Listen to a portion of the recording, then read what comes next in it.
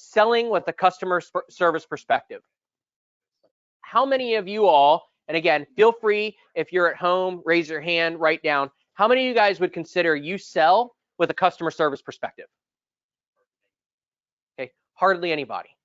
How many of you guys have ever heard the sayings, service and sales never get along? How many of you have ever worked for a business that had two different departments? Okay, service sales, it's one of those stereotypical things. Service hates sales. Sales doesn't think about service. Okay, I remember getting into this business, and this is where I get to talk a little bit about my past life before payments.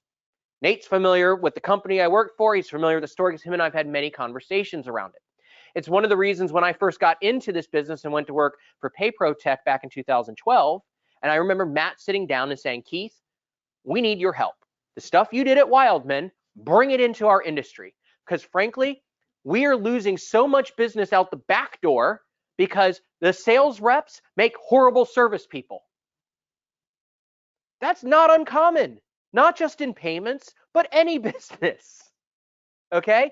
And so what I like to take the idea of, and I'm actually going to take this phrase from a session I watched on Advertising Week. Ryan was kind enough to allow me to participate in Advertising Week, which is a virtual event. And there's this whole session about becoming a badass unicorn. Okay? And what does that mean? And it isn't just about service, but the way she presented it in that session, I actually am applying this to this. Because I've heard this, and I say this humbly, said about me, right? Okay, you're like a unicorn. Because I've always been really, really, really good at customer experience and service, while also being really, really, really good at sales. And I know it doesn't happen often. I attribute it to the fact I'm really, really, really good at sales because I'm really, really good at service. And I figured out how to pull that in to my sales process. So what is a unicorn, right? You can be one too. I fully believe that the majority of the people all have the capabilities of being considered a unicorn. But think about what a unicorn is. It's this mythical creature. It's a rare breed. It's something that doesn't come along very often. And usually when people use that terminology, it's because that person can do multiple things really, really, really good. That means people who can do multiple things really, really good oftentimes bring more value to a relationship. Okay? They separate you from the competition. So as you engage with me on this selling with a customer service mindset, before you dismiss it as in, I'm a sales guy, I'm not a service guy, I'm going to check out on this, I want you to sit there and think about, if I take 2 or 3 service things, 2 or 3 service mindset things, and add them to what makes me a great salesperson, how much more great can you be? So first, I want to talk about the idea of cost of acquisition versus the cost of keeping an account. How many understand what cost of acquisition means? Yep, cost to acquire. Every single merchant that you add to your portfolio comes at a cost. It might be very, very, very little because it was a referral. Like I told you, I signed up an account while I was up here. Hey, blah, blah, blah. Very little time, no trip in my car, email a link, make sure everything's done. It took me 10 minutes to get that done. It took me another couple minutes to submit it on the back end. That's it. My cost to acquire that merchant, minimal. Others, if I'm out driving every single day and I'm making calls, I've got cost of gas, I've got my time, I've got all this stuff. It's amazing, okay, the amount of people in this industry that approach this job failing to understand this concept, failing to understand that if I was to open up a shoe store, there is a cost of acquisition per customer, per pair of shoes. I have overhead, I've got rent, I've got to pay myself, I have to buy inventory on shoes. We can get into this business with very, very little money. I can't open a shoe store for as cheap as I can get into this business. And because of that, it has brought a lot of people into this business that fail to understand what it would take to actually open a business.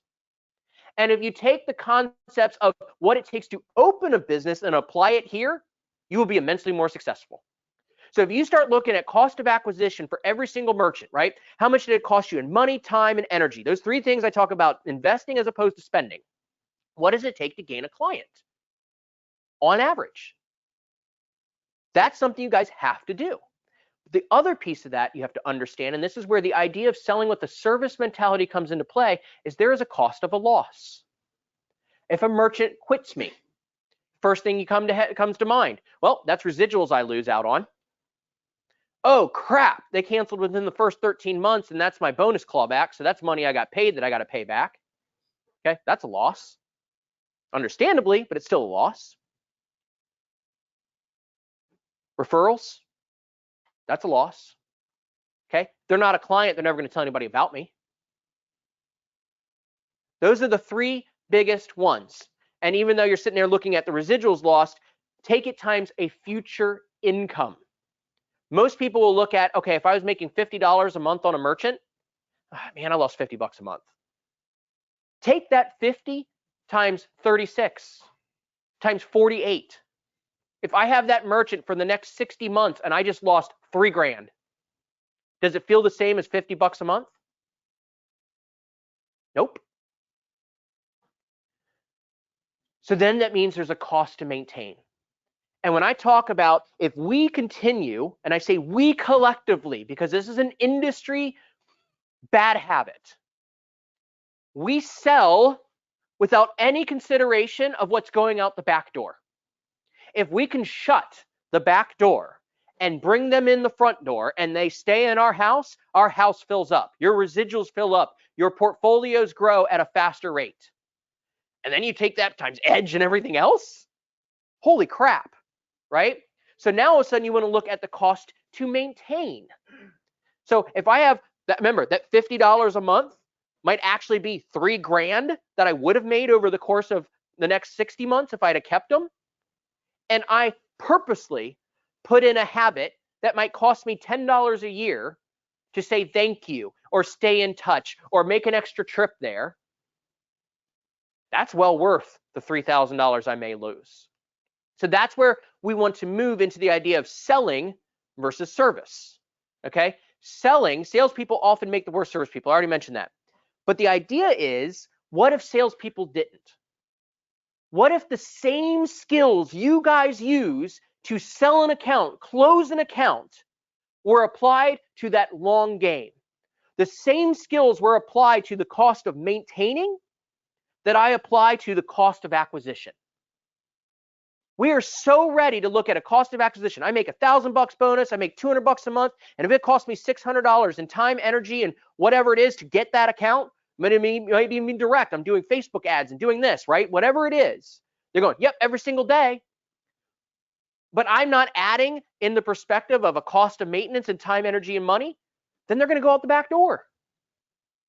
It's nothing new. And that's the idea of the idea that salespeople don't make good service people is bullshit, right? The best salespeople service right out of the gate. We just fail to carry that through in perpetuity as long as we have the account. We stop performing what got us the account. What if we change that? Right? We can make the best service people.